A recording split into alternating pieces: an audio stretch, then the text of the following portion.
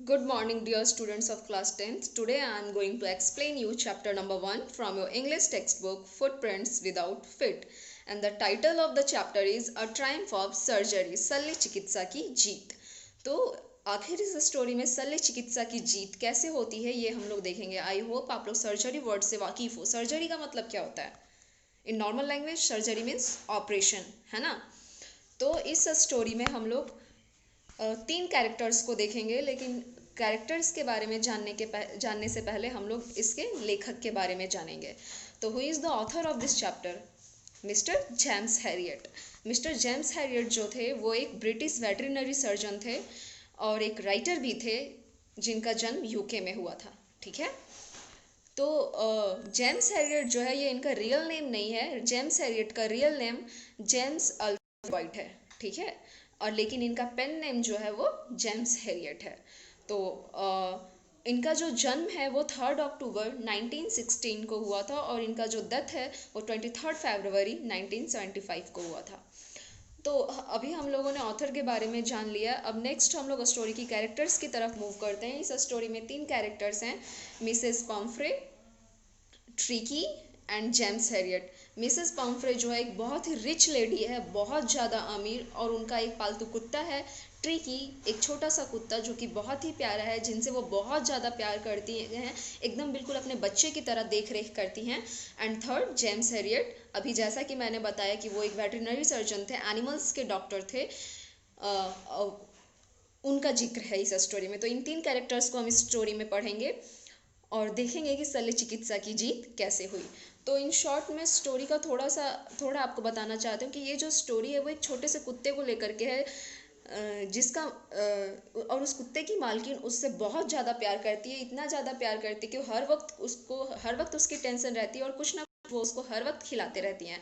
और खा कर करके ये छोटा सा कुत्ता जो है वो एकदम मोटा हो जाता है और मोटा होकर के बीमार पड़ जाता है बहुत ज़्यादा खाने की वजह से. और उसकी जो मालकिन है वो अभी भी टेंशन में है कि शायद इसके अंदर खाने की कमी हो गई है इसलिए ये बीमार हो गया है, जबकि वो एक्चुअली खा खा करके मोटा हो गया था और बीमार पड़ गया था. और इसी कुत्ते का इलाज मिस्टर जेम्स हैरियट करते हैं, ये हम लोग इस स्टोरी में देखेंगे. तो आगे हम लोग स्टोरी की तरफ मूव करते हैं. ठीक है. Let's begin to study the story, A Triumph of Surgery. Tricky, a small dog, is pampered and overfed by his rich mistress. Tricky एक छोटा सा कुत्ता जो कि अपनी मालकिन से जिसको बहुत ही ज़्यादा लाड़ प्यार मिलता था और उसको ओवरफेड भी करा दिया गया था, मतलब बहुत ज़्यादा खाना खिला दिया गया था, मतलब जितने एक शरीर की आवश्यकता है उससे कई गुना ज़्यादा उसको खिलाती थी वो. He fall seriously ill and his mistress consults a veterinary surgeon. और जिसके वजह से वो बहुत बुरी तरीके से बीमार पड़ जाता है और उसकी जो मिस्ट्रेस है, उस कुत्ते की जो मालकिन है, वो एक डॉक्टर से कंसल्ट करती है, एक वेटरिनरी सर्जन से. और वेटरिनरी सर्जन कौन थे? Mister Harriet. Does he perform an operation. तो क्या जो वो डॉक्टर थे, वेटरिनरी सर्जन थे, क्या वो कोई ऑपरेशन करते हैं? Does the dog recover. क्या वो कुत्ता जो है वो रिकवर कर पाता है, अपनी स्थिति में फिर से वापस लौट पाता है, मतलब स्वस्थ हो पाता है पूरी तरीके से? इन सारे क्वेश्चन का आंसर हमें स्टोरी पढ़ने के बाद मालूम होगा. Read and find out. फिर से स्टोरी स्टार्ट करने के पहले 3 क्वेश्चंस दिए गए हैं कि आप लोग पढ़िए और पता कीजिए. तो हम लोग पढ़ेंगे स्टोरी और पता करेंगे इन क्वेश्चंस का answer. Why is Mrs Pomfrey worried about tricky. Mrs Pumphrey जो है वो ट्रिकी को लेकर के चिंतित क्यों होती हैं? What does she do to help him. Is she wise in this. वो क्या करती हैं उसकी मदद करने के लिए? क्या वो इस काम में बुद्धिमत्ता दिखाती हैं? Who does I refer to in this story. इस स्टोरी में आई किसके लिए यूज़ हुआ है? आई कौन है? तो हम लोग को इन क्वेश्चन का आंसर आगे मिलेगा. आई होप लेकिन आप लोग गेस कर सकते हो. I was really worried about tricky this time. मैं इस समय ट्रिकी को लेकर के काफ़ी ज़्यादा चिंतित था. I had pulled up my car when I Sao him in the street with his mistress and I was shocked at his appearance. और जब मैंने ट्रिकी को अपने मालकिन के साथ गलियों में टहलते हुए देखा और मैं ट्रिकी के अपीयरेंस फिजिक को देख करके एकदम से चौंक गया और मैंने अपनी कार को रोक ली. He had become hugely fat. वो एकदम बहुत ज़्यादा मोटा हो चुका था. कौन मोटा हो चुका था? Tricky. Like a blotted sausage with a leg at each corner. और उसके चारों पैर जो हैं वो चारों कोनों में एकदम छितराए हुए थे, जैसे कि एक मांस जो फूल जाता है पूरा, तो कैसा हो जाता है उसका बॉडी और छितरा जाता है पैर, उस तरह से हो गया था वो एकदम से। His eyes blood shot and rheumy, उसकी आंखें एकदम खूनी लाल हो चुकी थीं। अस्टेयर्ड स्ट्रेट अहेड, जो कि एकदम सामने की तरफ घूर रहा था। And his tongue Lord from his jaws, और उसकी जो जीभ है वो उसके जबड़े से बाहर की तरफ लटक रही थी। Mrs Pumphrey hastened to explain he was so listless Mr Herriot, और मिसेस पम्फ्रे जो है वो एकदम जल्दी जल्दी बता रही थी, मतलब हड़बड़ाई हुई थी और बोल रही थी मिस्टर हैरियट को कि ही वॉज सो लिस्टलेस, ये बहुत ही सुस्त पड़ चुका है। अब हमें पता चल गया ना आई किसके लिए यूज़ हुआ है, आई मिस्टर हैरियट के लिए ही यूज़ हुआ है, क्योंकि उन्होंने ही अपनी कार रोक करके ट्रिकी की हालत को देखी थी ना अपनी मालकिन के साथ। तो आई यहाँ पर मिस्टर हैरियट के लिए यूज़ हुआ है। हमें एक क्वेश्चन का आंसर मिल गया, I is used for Mr Herriot. He seem to have no energy, उस कुत्ते को देख करके ऐसा लग रहा था जैसे कि उसके अंदर कोई भी एनर्जी नहीं है।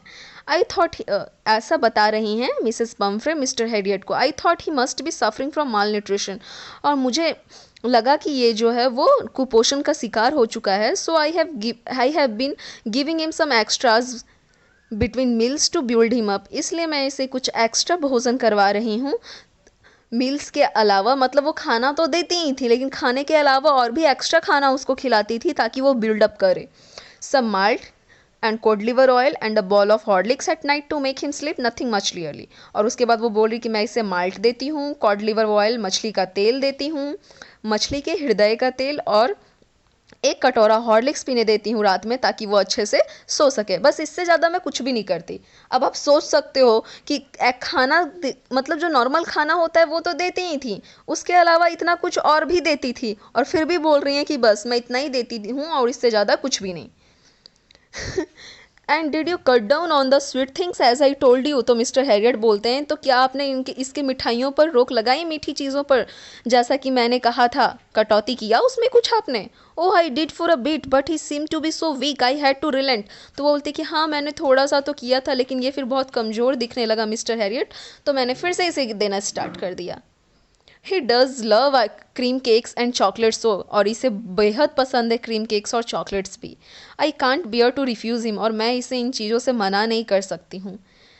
अब आप सोच सकते हो कि उसको सारा फैटी चीज़ ही खिलाती थी, केक, क्रीम केक, चॉकलेट्स, ये तो फैटी चीज़ें ही होती है ना, और उसको खाने से देने से इनकार ही नहीं कर सकती थी। I look down again at the little dog, mister Harriet जो वो फिर से उस छोटे से कुत्ते की तरफ देखते हैं। डैट वॉज द ट्रबल, यही तो सबसे बड़ी परेशानी थी। Tricki's only fault was greed, Tricki का केवल एक ही गलती था और वो था उसका लालच। He had never been known to refuse food, उसे आज तक नहीं आया था खाना को मना करना, मतलब उसे जो दे दिया जाए वो खा ले। He would tackle a meal at any hour of the day और नाइट, वो खाने को कभी भी किसी भी वक्त किसी भी स्थिति में खा सकता था, उसे मतलब जब दे दिया जाए वो तब खा ले। And I wandered about all the things Mrs Pomfrey had not mentioned, और मुझे आश्चर्य उन बातों पर हो रहा था जो कि मिसेस पम्फ्रे और भी देती थी, लेकिन उन्होंने मेरे से जिक्र नहीं किया। मतलब जितना मिसेस पम्फ्रे जिक्र की उतना तो वो देती ही थी, बस इससे बहुत कई गुना ज़्यादा और भी देती थी जिसका उन्होंने मेंशन ही नहीं किया। तो आप अंदाज़ा लगा सकते हो कि एक छोटे से कुत्ते को कितना ज़्यादा खाना खिलाया जा रहा था, तो आखिर वो बीमार क्यों ना पड़ता, वो फैट क्यों ना होता, है ना। Are you giving a plenty of exercise, तो डॉक्टर फिर से पूछते हैं कि क्या आप इसे एक्सरसाइज करवा रही हैं। Well he has his little walks with me as you can see, but Hosking the gardener has been down with lumbago, so there has been no ring throwing lately. तो वो बोलती हैं कि हाँ आप जैसा कि देख सकते हो कि ये मेरे साथ टहलता है, और लेकिन और मेरा जो गार्डनर है हॉस्किंग, उसे कमर में दर्द है, उसको कमर में पेन है, जिसके वजह से छल्ला फेंकने का काम नहीं हो पा रहा है, छल्ला फेंकने वाला एक्सरसाइज नहीं हो पा रहा है। हम लोग देखते हैं ना बड़ा बड़ा सा रिंग होता है जिसे लोग फेंकते हैं और कुत्ता उसे उठा करके लाता है, तो वो यहाँ पर उसी एक्सरसाइज की बात हो रही है। तो एक तो वो उसको इतना सारा खाना भी खिला रही थी और एक्सरसाइज भी नहीं करवा रही थी जिससे कि उसका फैट निकले, उल्टा वो थोड़ा बहुत वॉकिंग करवाती थी अपने साथ, और जो छल्ला फेंकने का एक्सरसाइज था वो भी नहीं हो पा रहा था। यहाँ पर हमें तीनों क्वेश्चन का आंसर मिल गया। मिसेस पम्फ्रे क्यों चिंतित थी ट्रिकी को लेकर के, क्योंकि वो सुस्त पड़ चुका था, एकदम एनर्जी लेस हो चुका था। अब वो एकदम मोटा हो चुका था, हिल डुल भी नहीं पा रहा था इतना ज़्यादा खा खा करके। तो एनर्जी लेस ही रहेगा ना, उठ भी नहीं पाएगा जल्दी से, ना ही बैठ पाएगा जल्दी से, ना ही चल पाएगा अच्छे से। What does she do to help him, और वो उसको उसकी मदद करने के लिए क्या करती है, वो उसको और भी एक्स्ट्रा खाना खिलाना स्टार्ट कर देती है। यही ना करती हैं वो, उसको लगता है कि ये कुपोषण का शिकार हो गया है, जबकि उल्टा था, वो बहुत ज़्यादा खा खा करके मोटा हो चुका था और बीमार पड़ चुका था। और वो इस काम में बिल्कुल भी बुद्धिमत्ता नहीं दिखाती है, क्योंकि उसको वो और एक्स्ट्रा फीडिंग करवाने लगती है ना। तो तीनों क्वेश्चन का आंसर हमें यहीं पर मिल गया। चलिए आगे हम लोग मूव करते हैं। I try to sound severe, now I really mean this. उसके बाद मिस्टर हैरियट जो है वो सख्ती दिखाने का प्रयास करते हैं, वो स्ट्रिक्ट होते हैं और बोलते हैं, if you don't cut his food right down and give him more exercise he is going to be really ill. अगर आप इसी वक्त इसके खाने में कटौती नहीं करेंगी और इसको एक्सरसाइज नहीं कराएंगी तो ये बहुत ही जल्दी बहुत बुरी तरीके से बीमार पड़ जाएगा। You must harden your heart and keep him on a very strict diet. आपको अपने हृदय को कठोर बनाना ही पड़ेगा और इसको एकदम स्ट्रिक्ट डाइट फॉलो कराना पड़ेगा, नहीं तो फिर आप पछताएंगी। मिसेस पम्फ्रे रंग हर हेड्स। मिसेस पम्फ्रे जो हैं वो एकदम से चिंतित हो जाती हैं, वो एकदम से मतलब बेचैन हो जाती हैं। ओह आई विल मिस्टर हैरियट, और वो बोलती है कि हाँ मिस्टर हैरियट मैं करूँगी, मैं बिल्कुल करूँगी। I am sure you are right, मुझे पता है कि आप सही बोल रहे हो, आप जो कुछ भी बोल रहे हो सब सही है, बट इट्स सो डिफ़िकल्ट, लेकिन ये बहुत ही डिफ़िकल्ट है मेरे लिए, बहुत ही कठिन है, सो वेरी डिफ़िकल्ट, बहुत ज़्यादा कठिन है। क्योंकि वो उसके खाने में अंकुश लगा ही नहीं पाती थी, इतना प्यार ही करती थी वो उससे।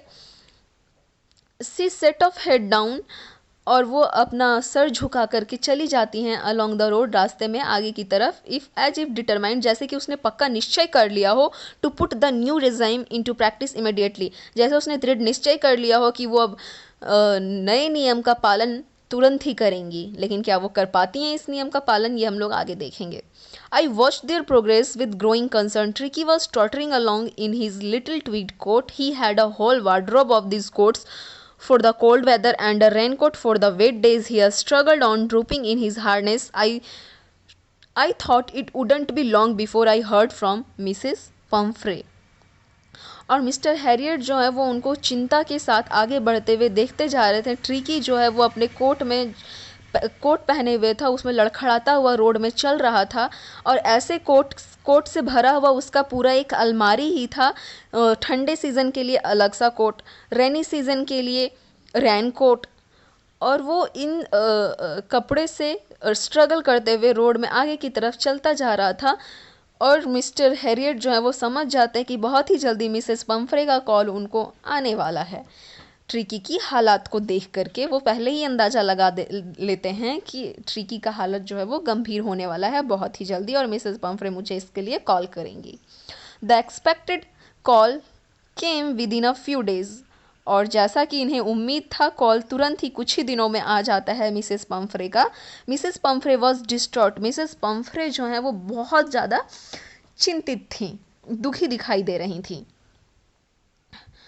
ट्रिकी वुड ईट नथिंग, और वो बोलती है कि ट्रिकी जो है वो अब कुछ भी नहीं खा रहा है। Refuse even his favourite dishes, even वो अपना फेवरेट खाना खाने से भी इनकार कर रहा है। एंड बिसाइड, और इसके अलावा he had bouts of vomiting, उसे बहुत ज़्यादा उल्टियाँ भी हो रही हैं। He spent all his time lying on a rug panting, didn't want to go for walks, didn't want to do anything. और वो बोल रही हैं कि वो जो है वो अपना पूरा समय कारपेट कालीन पर बैठ करके बिताता है हाफते हुए। वो ना ही वॉक करना चाहता है, ना ही वो कोई दूसरा काम करना चाहता है, बस एक जगह पड़े रहता है। I had made my plans in advance, क्योंकि मिस्टर हैरियट को पहले से पता था कि ये सब होने वाला है, वो पहले से ही प्लान बना चुके थे एडवांस में ही। The only way was to get Tricki out of the house for a period, और केवल एक ही रास्ता था ट्रिकी को बचाने का, वो ये था कि उनको उसी क्षण उसके घर से ले आना। I suggested that he be hospitalised for about a fortnight to be kept under observation, और वो मिसेस पम्फ्रे को सजेस्ट करते हैं कि ट्रिकी को हॉस्पिटलाइज करना पड़ेगा 2 वीक्स के लिए। फोर्टनाइट का मतलब होता है 2 वीक्स का टाइम, ठीक है। 2 सप्ताह तक ट्रिकी को अंडर ऑब्जर्वेशन रखना पड़ेगा। द पुअर लेडी ऑलमोस्ट स्वॉन्ड, ये सुन करके तो वो बेचारी लेडी जैसे एकदम तड़प सी जाती हैं, मतलब क्या कहते हैं, एकदम बेहोशी ही हो जाती है, क्योंकि उनको कुत्ते के बिना रहने का आदत बिल्कुल भी नहीं था। और हम लोग देख चुके हैं कि उसको कितना ज़्यादा लगाव था ट्रिकी को, मतलब एक अपने बच्चे को जैसा माना जाता है उससे कई गुना ज़्यादा मानती थी वो ट्रिकी को। तो ट्रिकी से अलग होने के बाद से ही उनको बेहोशी छाने लगती है। She was sure he would pine and die if he didn't see her every day. और वो मतलब लगभग श्योर थी कि वो अगर रोज रोज ट्रिकी को नहीं देखेंगी अपनी नज़रों के सामने तो जैसे गल मर ही जाएंगी, इतना ज़्यादा प्यार करती थी। But I took a firm line.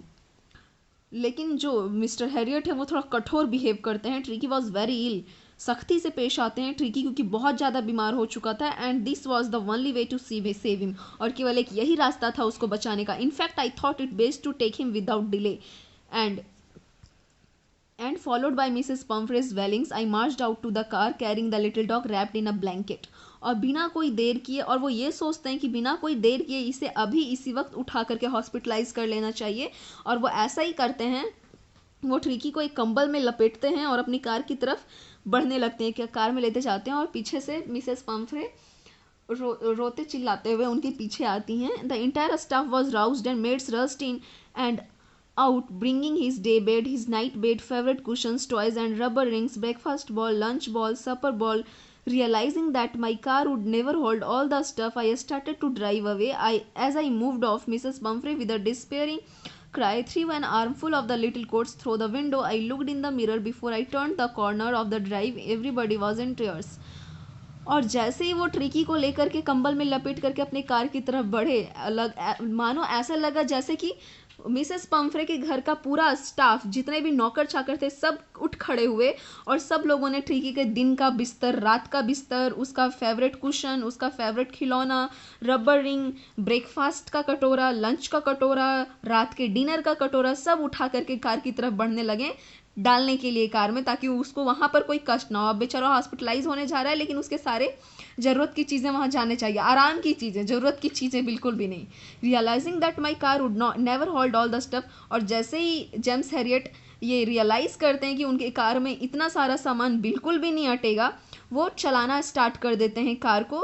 और जैसे ही वो कार मूव करता है, वो देखते हैं जैसे ही चलना स्टार्ट होता है कार, मिसेस पम्फ्रे जो है वो रोती हुई एक मतलब पूरा कोटों से भरा हुआ, मतलब भर करके वो हाथ लिए दौड़ रही थी, वो सारा कोट खिड़की के अंदर फेंक देती है चलते चलते कार से। और जब वो टर्न करते हैं कोने पर से, तो वो देखते हैं कि सब लोग जो है वो, सब लोगों के आंखों में आंसू है, जितने भी स्टाफ थे। मिसेस पम्फ्रे तो दहाड़ मार मार के रो रही थी एकदम, लेकिन उनका जो स्टाफ थे, उनके जो नौकर चाकर थे, वो लोग के भी आंखों में आंसू था। मतलब सब लोग ट्रिकी को बहुत ज़्यादा प्यार करता था। आउट ऑन द रोड, जैसे ही वो रोड पर निकले, I glance down at the pathetic little animal gasping on the seat by my side. वो एक नज़र उस दयनीय जानवर की तरफ देखते हैं जो कि उनके बगल वाले सीट पर बैठा हुआ था। I patted the head and Tricki made a brave effort to wag his tails. Poor old lad, I said, you haven't a kick in you, but I think I know a cure for you. और वो उसके sir को सहलाते हैं, थपकी मारते हैं। और tricky जो है वो भरपूर प्रयास करता है कि वो अपने पूंछ को हिला सके। और फिर वो बोलते हैं कि बेचारा बेचारा ट्रिकी, वो मतलब वो डॉक्टर जो है वो ट्रिकी को ऐसा बोल रहे हैं कि उसमें एकदम बिल्कुल से जान भी नहीं है। मुझे पता है कि तुम्हारे अंदर कोई शक्ति नहीं बची है, लेकिन मैं तुम्हारा इलाज जानता हूँ, तुम टेंशन मत लो, तुम्हारा इलाज हो जाएगा। अब नेक्स्ट जो रेस्ट स्टोरी बची हुई है वो मैं नेक्स्ट वीडियो में डील करूँगी, ठीक है। Thank you.